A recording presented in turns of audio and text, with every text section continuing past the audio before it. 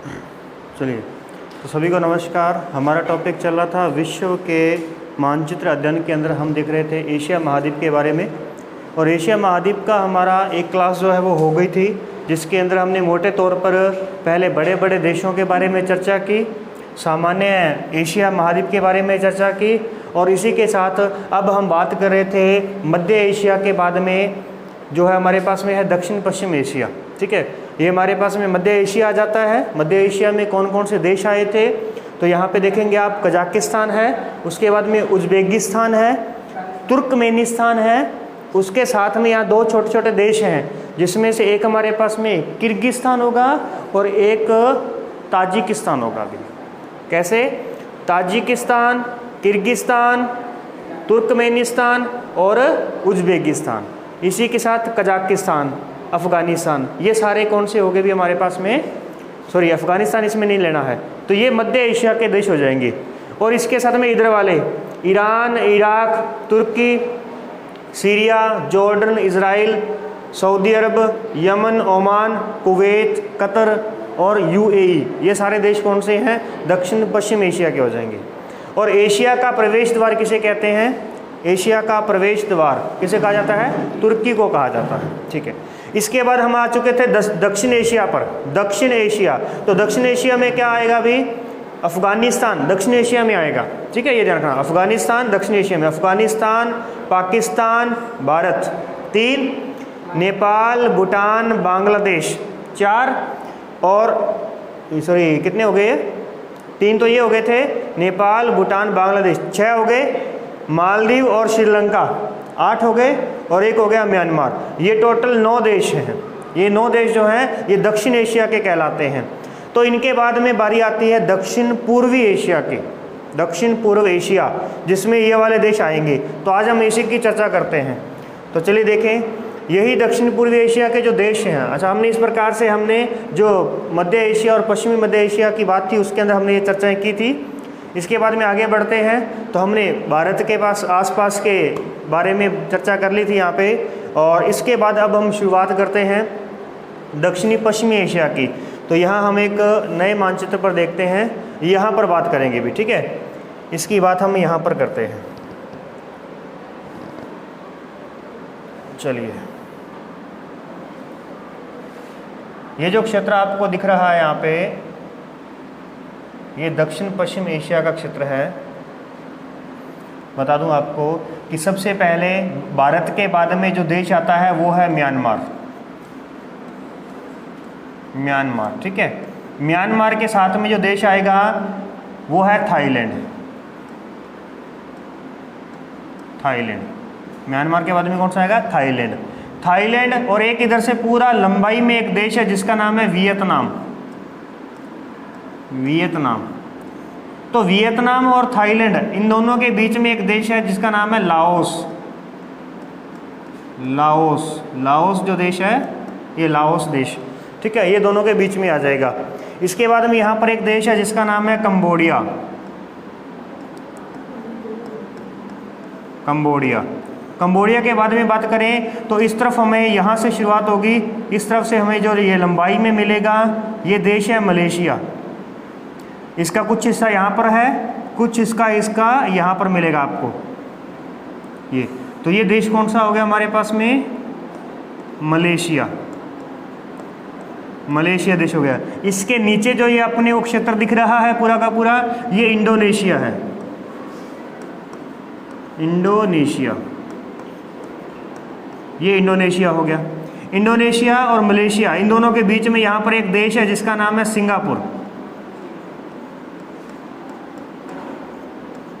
Singapore, ठीक है, एक देश यहाँ पर है, सिंगापुर है।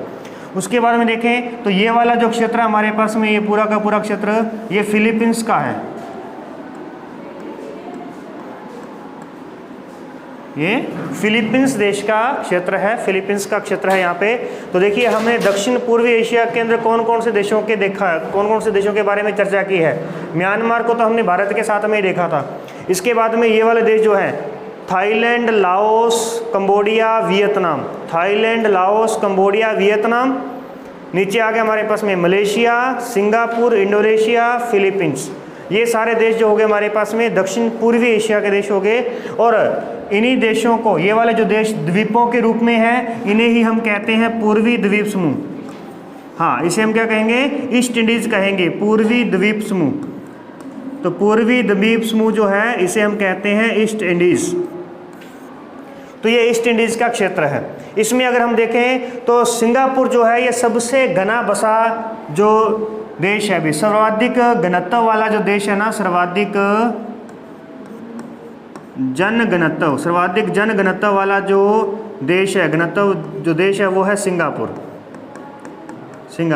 सिंगापुर का जनघनत्व इतना अधिक है कि वहाँ पर, यानी उसका देश तो बहुत ही छोटा सा है, तो इसका लगभग जो हमें मिलेगा वो है 7200 व्यक्ति प्रति वर्ग किलोमीटर, जो कि विश्व के अंदर सर्वाधिक जन घनत्व वाला देश कहलाएगा। कितना जनघनत्व है इसका? 7200 व्यक्ति एक वर्ग किलोमीटर के अंदर। और इसके ऑपोजिट अगर मैं आपको बताऊं तो एक आता है हमारे पास में मंगोलिया देश। तो मंगोलिया जो देश है ना, यहाँ पर केवल 2 व्यक्ति हैं भी। कितने? 2 व्यक्ति प्रति वर्ग किलोमीटर में है, प्रति वर्ग किलोमीटर में। ये सबसे, विश्व के अंदर सबसे कम जनघनत्व वाला देश कहलाएगा। और सिंगापुर विश्व का सबसे अधिक घनत्व, यानी कि घनत्व क्या होता है? उसकी डेंसिटी, यानी इतनी अधिक डेंसिटी कि लोगों को एक दूसरे के ऊपर बैठना पड़ रहा है, आसपास नहीं बैठ रहे, ऊपर बैठ रहे हैं। तो ऊपर कैसे बैठ सकते हैं? यानी फ्लैट सिस्टम से। तो यानी सिंगापुर के अंदर बहुत ऊंची ऊंची इमारतें बनी हुई हैं, तो इस प्रकार से है। चलिए उसके बाद में हम आगे देखते हैं। तो और इसके अलावा देश हम देखेंगे तो फिलीपींस के पास में, ये देखो, ये जितने भी द्वीप है ना, इधर वाले जो हमारे पास में जापान है, जापान के बाद में कुछ यहाँ पे छोटे छोटे द्वीप हैं, इस जगह पर छोटे छोटे द्वीप हैं जो कि विश्व के नक्शे में नहीं आते। फिर उसके बाद में ये द्वीप हो गए, इन द्वीपों के बाद में ये वाले द्वीप हो गए, माइक्रोनेशिया वाले। ये सभी द्वीप एक अर्क के रूप में होते हैं। अर्क मतलब चापाकार। कैसे होते हैं अभी? चाप के रूप में है। अब ये चाप के रूप में क्यों है तो मैं आपको बता दूं, क्योंकि यहाँ पर क्या है कि ये हमारे पास में जो क्षेत्र है ना, ये देखो, ये आ गया हमारे पास में जापान द्वीप, यहाँ पे क्यूराइल द्वीप है, यहाँ पे एल्यूशन द्वीप है, इस तरफ हमें जापान के कुछ और द्वीप मिलेंगे, यहाँ फिलीपींस हो गया, यहाँ पर हमारे पास में ये अर्क हो गया। तो ये हर जगह पर अर्क ही क्यों है? तो इसका कारण है प्लेट विवर्तनिकी। क्या चीज? प्लेट विवर्तनिकी।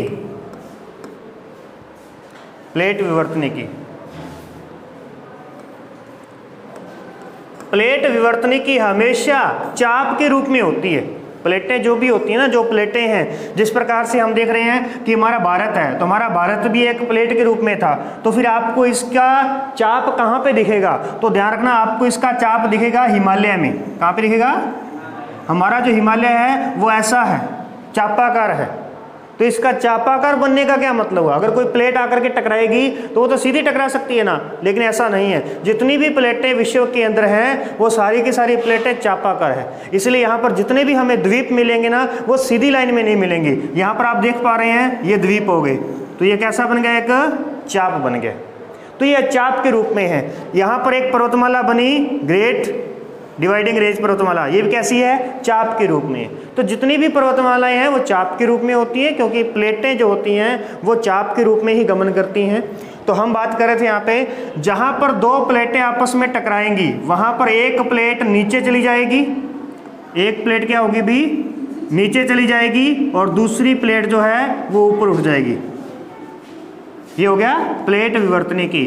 अब इस प्लेट विवर्तनिकी के समय क्या बनेगा भी? इस क्षेत्र में बनेगा गर्त। यहाँ पे क्या बनेगा? गर्त। ये बन गया हमारे पास में गर्त।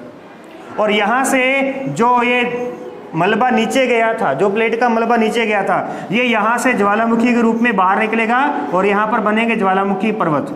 तो जितने भी द्वीप आप देख रहे हैं ना, ये सारे के सारे क्या है? ज्वालामुखी पर्वत। इसीलिए सबसे अधिक, विश्व में सबसे अधिक जो है वो ज्वालामुखी कहाँ आते हैं, भूकंप कहाँ आते हैं? जापान के अंदर आते हैं। क्यों? क्योंकि यहाँ पर सबसे गहरा भाग है, जो हमारी प्रशांत महासागर की प्लेट है ना, उसका सबसे गहरा भाग कहाँ पे है? इसी क्षेत्र में है। तो बस आप सीधा सा यहाँ पे समझिएगा कि जहाँ पर भी आपको द्वीप मिलेगा उस द्वीप के पास में आपको गर्त जरूर मिलेगा। तो यहाँ पर देखिए, यहाँ पर मिलता है हमें मिडनाओ गर्त भी, मिडनाओ गर्त, मिडनाओ गर्त, जो कि पूरी पृथ्वी का दूसरा सबसे गहरा है। सबसे गहरा गर्त कौन सा है? Mariana trench. कौन सा है अभी? मेरियाना गर्त, मेरियाना गर्त। ये कहाँ पर है? ये भी फिलीपींस के पास में ही है मेरियाना गर्त। इसकी गहराई कितनी है? 11,022 मीटर, 11,022 मीटर, जो कि पृथ्वी का सबसे गहरा बिंदु है। पृथ्वी का सबसे गहरा बिंदु जो है वो मेरियाना गर्त है, जो कि फिलीपींस के पास में है। और ये सभी जो द्वीप होते हैं वो चाप के रूप में होते हैं। जितने भी द्वीप होते हैं वो सभी चाप के रूप में होते हैं, चापाकार होते हैं। क्लियर है? चलिए वापस आते हैं, अपन जहाँ पे बात कर रहे थे वहीं पे पहुँचते हैं।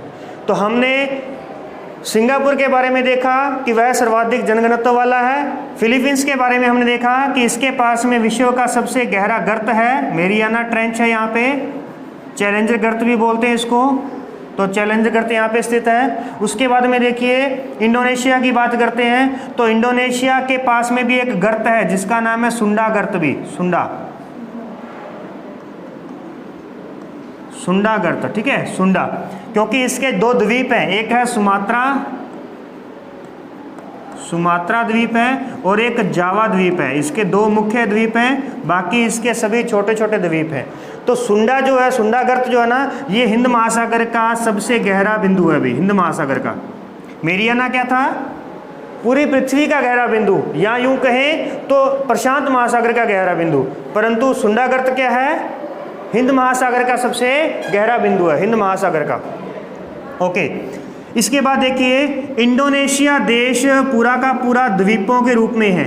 तो अगर आपसे पूछा जाए कि विश्व में सबसे बड़ा द्वीप समूह कौन सा है, विश्व में सबसे बड़ा द्वीप समूह, द्वीप समूह, भले वो क्षेत्रफल में पूछे भले जनसंख्या में पूछे, जनसंख्या, ध्यान रहे, विश्व में सबसे अधिक जनसंख्या वाला द्वीप समूह इंडोनेशिया कहलाएगा। विश्व में सबसे अधिक क्षेत्रफल वाला द्वीप समूह कौन सा है? इंडोनेशिया। ठीक है, तो इस प्रकार से आपके ये द्वीप समूह इंडोनेशिया की हमने चर्चा की। ये दो द्वीपों के रूप में है, एक सुमात्रा है, एक जावा है। इसके अलावा बहुत से ऐसे छोटे छोटे और भी द्वीप है। एक बोर्नियो द्वीप है, इसका बोर्नियो, बोर्नियो द्वीप है। बोर्नियो द्वीप जो है ये अपने एशिया महाद्वीप का सबसे बड़ा द्वीप है। बोर्नियो द्वीप क्या कहलाएगा भी? एशिया महाद्वीप का सबसे बड़ा द्वीप,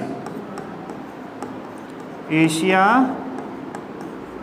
महाद्वीप। जिस प्रकार से आपने देखा कि विश्व का सबसे बड़ा द्वीप कौन सा? ग्रीनलैंड।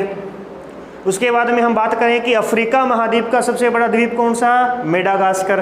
ठीक है, तो इस प्रकार से प्रत्येक महाद्वीप का एक ना एक द्वीप होता है, वो उसका बड़ा द्वीप कहलाता है। ऐसे ही एशिया महाद्वीप का सबसे बड़ा द्वीप कौन सा है?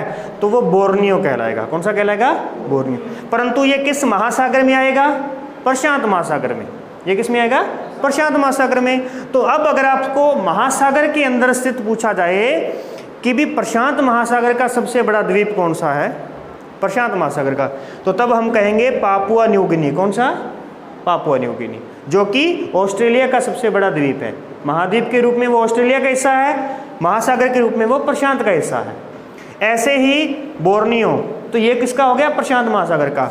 तो फिर हिंद महासागर का सबसे बड़ा द्वीप कौन सा है? हिंद महासागर का। तो वहाँ आएगा अपने पास मेडागास्कर, मेडागास्कर, जो कि हिंद महासागर में स्थित है। मेडागास्कर कहाँ पे है? हिंद महासागर में। ठीक है, यहाँ पे देख लेते हैं। ये देखिए, ये है मेडागास्कर। ये कहाँ पे स्थित है? हिंद महासागर में स्थित है, हिंद महासागर। तो हिंद महासागर में सबसे बड़ा द्वीप आपको कौन सा मिलेगा? मेडागास्कर भी,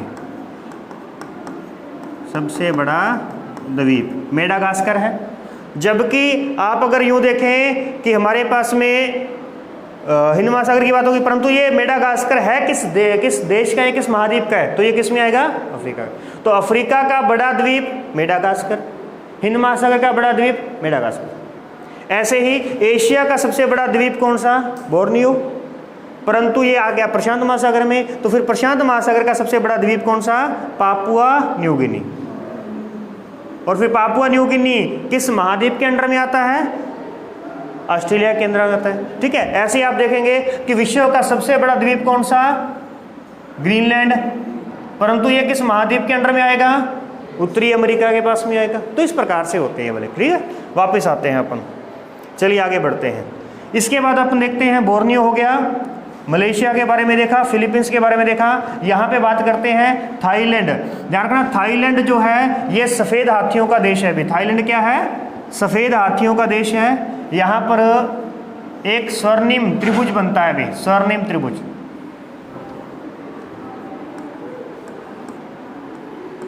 स्वर्णिम त्रिभुज या स्वर्णिम त्रिकोण किन देशों के बीच में स्थित है? विश्व की बात कर रहे हैं। विश्व में स्वर्णिम त्रिभुज कहाँ है? जैसे राजस्थान में बात करें कि स्वर्णिम त्रिभुज कहाँ पर है, तो आपको कौन सा क्षेत्र मिलेगा स्वर्णिम त्रिभुज के बारे में? ये जैसे हमारे पास में ये जैसलमेर है, सॉरी स्वर्णिम त्रिभुज भारत के अंदर है, जयपुर, आगरा, दिल्ली। जयपुर, आगरा, दिल्ली, ये वाला जो क्षेत्र है ना, यहाँ पे एक ट्रायंगल बनता है, तो ये स्वर्णिम त्रिभुज है। ऐसे ही विश्व के अंदर भी एक स्वर्णिम त्रिभुज है, तो वो किन देशों के बीच में है? तो म्यांमार,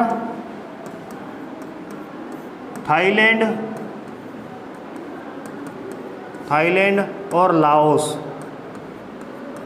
लाओस। ठीक है, म्यांमार, थाईलैंड और लाओस। अब इन तीनों की अगर हम एक एक विशेषता की बात करें तो म्यांमार जो है, म्यांमार इसे पेगोड़ों का देश कहा जाता है। पेगोड़ों का देश कहते हैं, क्योंकि यहाँ पर 100 से भी अधिक बौद्ध मंदिर हैं। यहाँ पे क्या है? बौद्ध मंदिर हैं, जिनकी वजह से इसको पेगोड़ों का देश कहते हैं। थाईलैंड क्या है? सफ़ेद हाथियों का देश। सफ़ेद हाथियों का देश कौन सा है? थाईलैंड। लाओस क्या है? लाओस हमें मिलेगा पूर्वी एशिया का लैंडलॉक देश भी, लैंडलॉक देश। लैंडलॉक यानी कि जो कि लैंड के अंदर लॉक है, ऐसा देश तो पूर्वी एशिया में कौन सा है? एकमात्र देश है लाओस। बाकी सभी देश हमें या तो मध्य एशिया में मिलेंगे, या दक्षिण एशिया में मिलेंगे, या पश्चिम एशिया में मिलेंगे। कैसे? देखिए जरा, तीनों के बारे में बात होगी। थाईलैंड के बारे में आपने क्या लिखा? थाईलैंड, तो थाईलैंड के बारे में आपने देख लिया कि यह सफ़ेद हाथियों का देश है। म्यांमार के बारे में देखा कि यह पेगोड़ों का देश है, और लाओस के बारे में देखा कि यह पूर्वी एशिया का एकमात्र लैंडलॉक देश है। लैंडलॉक कंट्रीज कौन कौन सी हैं? तो देखिए जरा, विश्व की सबसे बड़ी लैंडलॉक कंट्री जो है वो कौन सी है? कजाकिस्तान। विश्व की सबसे बड़ी लैंडलॉक कंट्री कौन सी है? कजाकिस्तान। और दूसरी सबसे बड़ी कंट्री कौन सी है? मंगोलिया। दूसरी सबसे बड़ी जो देश है वो मंगोलिया है। और मंगोलिया में ही आपको मिलेगा, मंगोलिया में मिलेगा गोबी मरुस्थल। क्या मिलेगा अभी? गोबी मरुस्थल। कहाँ पे है? मंगोलिया के अंदर है। तो गोबी मरुस्थल में 2 कुबड़ वाले ऊँट पाए जाते हैं। 2 कुबड़ वाले, कैसे भी? 2 कुबड़ वाले ऊँट यहाँ पर पाए जाते हैं। और यह गोबी मरुस्थल जो है वो एक ठंडा मरुस्थल है। कैसा मरुस्थल है? एक ठंडा मरुस्थल है। तो दूसरी सबसे बड़ी लैंडलॉक कंट्री कौन सी? मंगोलिया। 2 व्यक्ति प्रति वर्ग किलोमीटर जनघनत्व किसका? मंगोलिया का। 2 कुबड़ वाले ऊँट कहाँ पे? मंगोलिया में। तो 2 शब्द यहाँ पर आ गए हैं। ठीक है, ओके। इसके बाद देखिएगा, तो ये दूसरी होगी। इसके अलावा और कौन से देश हैं जो लैंड लॉक हैं? तो लैंड में लॉक देखेंगे आप, उज्बेकिस्तान, तुर्कमेनिस्तान, किर्गिस्तान है, ताजिकिस्तान है। ठीक है, उसके बाद में अफगानिस्तान है, नेपाल है, भूटान है। तो ये कौन से हो गए हमारे पास में? लैंड लॉक कंट्रीज होगी सारी की सारी। ये लैंड के अंदर लॉक है। तो ऐसे ही हमें कुछ देश वहाँ पे मिलेंगे, यूरोप के अंदर भी मिलेंगे। और फिर अपन देखते हैं कि पूर्वी एशिया का एकमात्र लैंडलॉक जो है वो कौन सा है? लाओस है, पूर्वी एशिया का। ठीक है, चलिए अब इसके बाद में वापस पहुंचते हैं। तो हमने इन तीनों के बारे में भी चर्चा की। इसके बाद में देखिए यहाँ पर आपको मिलेगा एक देश ताइवान। यहाँ पर एक देश है, यह है ताइवान है, जो कि चीन का ही एक, चीन इसको अपना हिस्सा मानता है भी। चीन कहता है कि यहाँ पर कोई देश नहीं है, ये मेरा एक प्रांत है।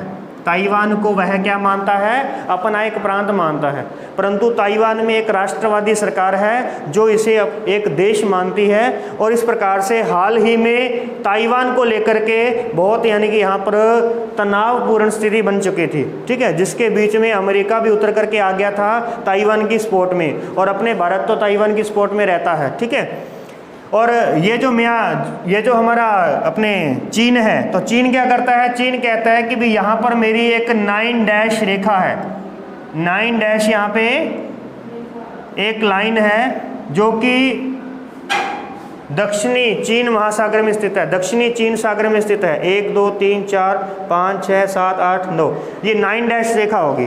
तो उसने अपना एक मैप जारी किया, उसने कहा भी दक्षिण चीन सागर, वैसे क्या होता है कि जो सागर होते हैं ना उसमें 200 मील की जो दूरी होती है वो उस देश की होती है, उसके आगे की जो दूरी होगी ना वो अंतर्राष्ट्रीय होगी, उसमें किसी का कब्जा नहीं होगा, ठीक है। अब यहाँ छोटे छोटे देश बहुत से लगते हैं, इसीलिए प्रत्येक की अगर अपन 200 की दूरी मानते हैं तो ये पूरा का पूरा देश, पूरा का पूरा जो सागर है वो उन देशों के बीच में बढ़ जाता है। परंतु चीन कहता है कि भाई यहाँ पर मेरी एक 9 डैश लाइन है और इस 9 डैश लाइन के बीच में जो भी क्षेत्र आता है वो मेरा है।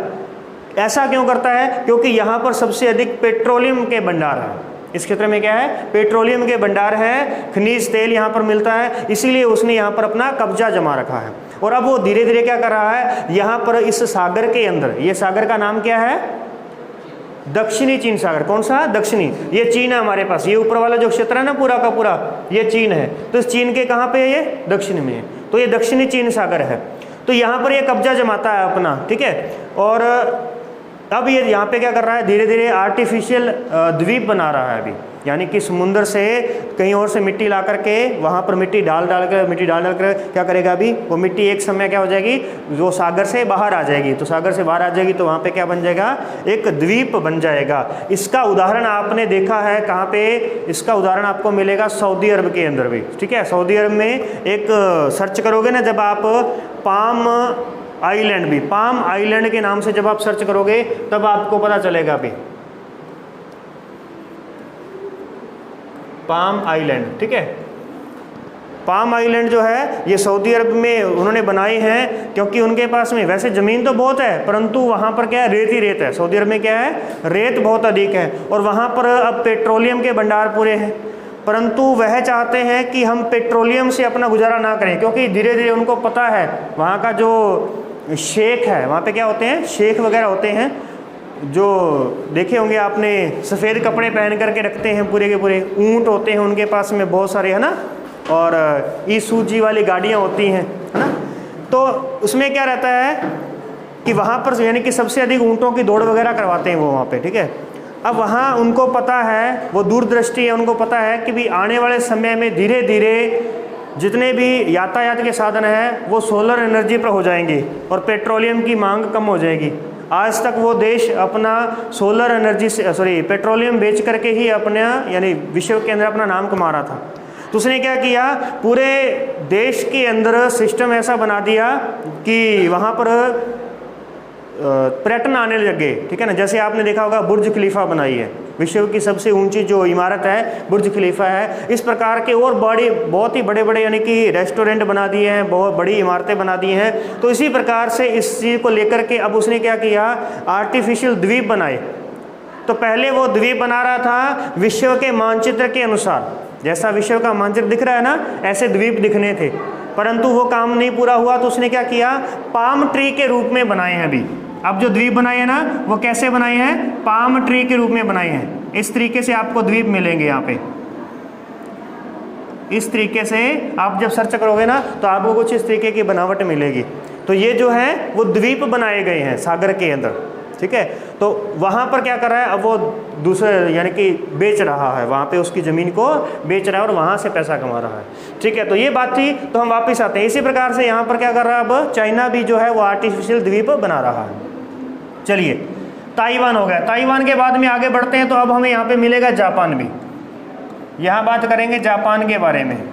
जापान, तो जापान जो देश है, जापान देश है जो, यह 4 द्वीपों के रूप में बटा हुआ है। यहाँ पे 4 द्वीप हैं, तो हम इसको बना करके देखते हैं अलग से। यहाँ पर देखिए 4 द्वीप है इसके, और इसे पूर्व का ग्रेट ब्रिटेन कहा जाता है, पूर्व का ग्रेट ब्रिटेन कहा जाएगा। ये 4 द्वीपों के रूप में है। सबसे पहले जो इसका द्वीप है वो है हमारे पास में होक्काइडो द्वीप। दूसरा है हमारे पास में होंशु द्वीप, होंशु। तीसरा है क्यूशो, और चौथा है हमारे पास में शिकोकू। ये इसके पास में 4 द्वीप हैं। और इसके पूर्व में यदि हम पश्चिम में बात करें तो यहाँ हमें जापान सागर मिलेगा, जापान सागर। इस जापान सागर के नीचे है पीला सागर, और इस पीला सागर के बाद में आता है पूर्वी चीन सागर। कौन सा आता है अभी? पूर्वी चीन सागर। और पूर्वी चीन सागर के बाद में कौन सा आता है नीचे? दक्षिणी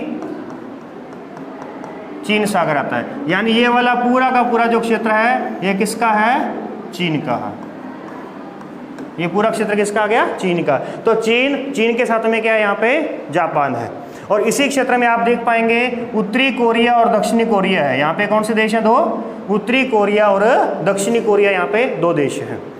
अब जापान की बात करें तो जापान बहुत ही अधिक विकसित देश हो चुका है, बहुत अधिक विकसित। लेकिन यहाँ पर आए दिन आपदाएं आती रहती हैं। यहाँ पे कभी सुनामी आ जाती है, भूकंप आते रहते हैं, ज्वालामुखी यहाँ पे फटते रहते हैं। जो इसका जापान का जो सक्रिय ज्वालामुखी है वो है फ्यूजियामा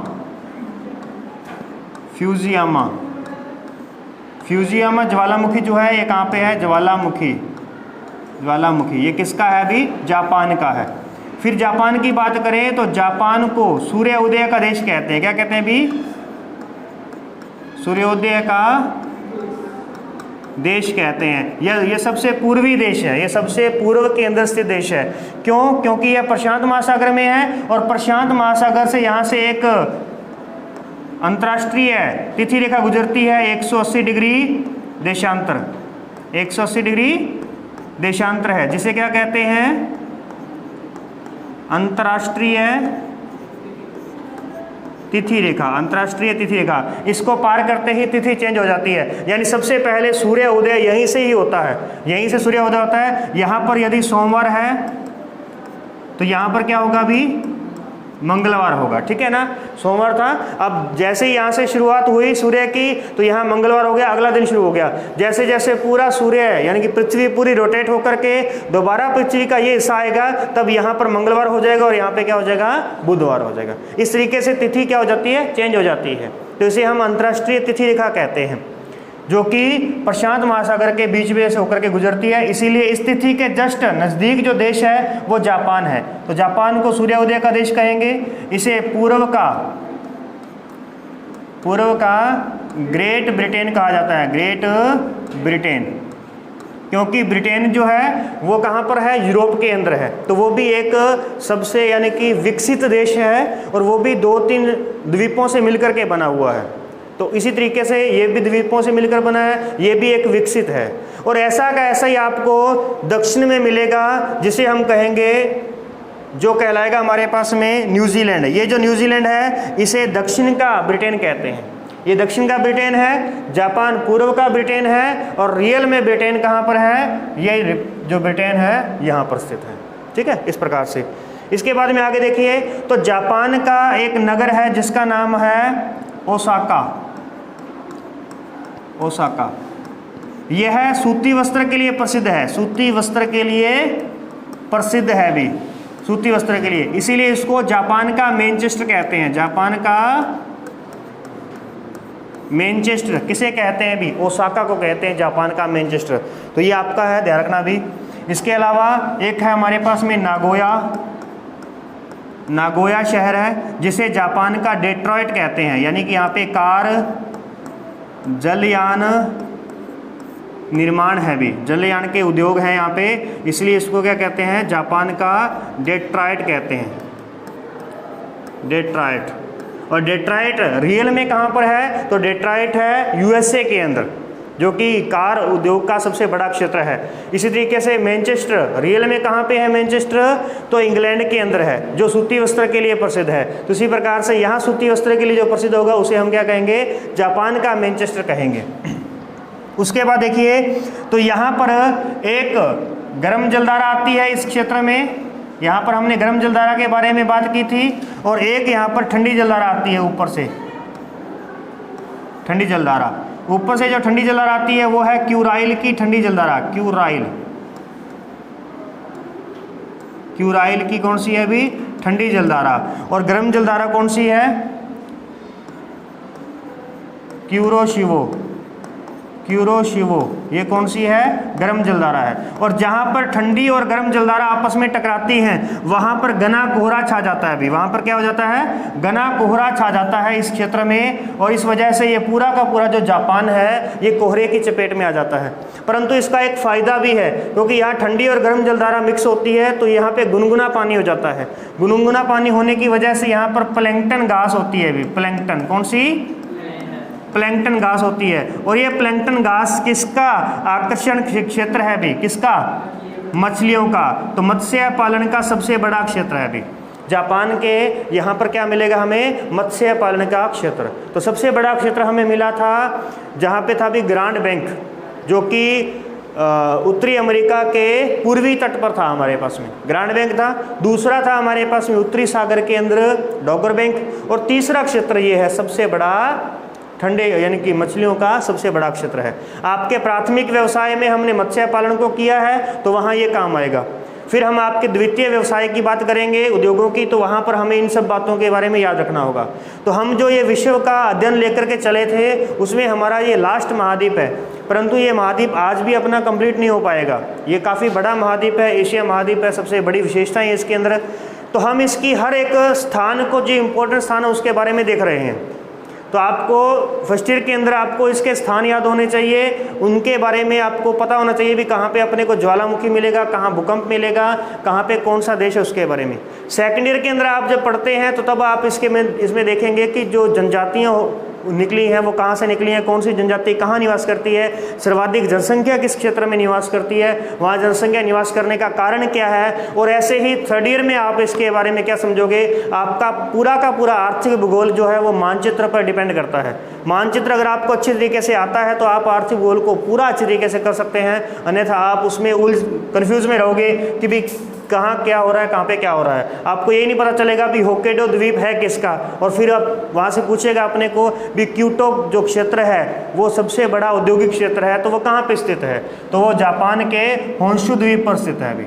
और यहीं पर ही जापान की राजधानी है। कौन सी राजधानी जापान की? टोक्यो राजधानी है, टोक्यो। ठीक है, इस प्रकार से। तो इस प्रकार हमें इनकी हर एक गतिविधि के बारे में, हर एक ऊंचावच के बारे में देखना था ताकि हम उसको हर एंगल से यूज़ कर सकें। तो ठीक है, आज की क्लास में इतना ही है, मिलते हैं नेक्स्ट क्लास के अंदर, तब तक इसको देखते रहिएगा। ठीक है।